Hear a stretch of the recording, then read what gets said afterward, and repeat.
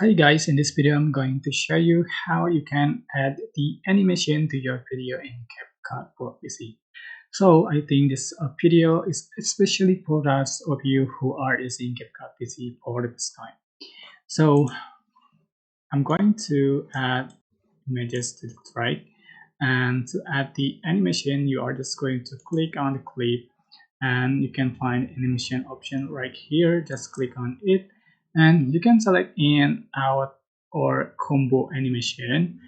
So for the first clip I'm going to select in animation and select the animation you like available here. So just going to select swing left, you can adjust for the duration. Right, for the second clip I'm going to select the combo animation, select the oval for duration.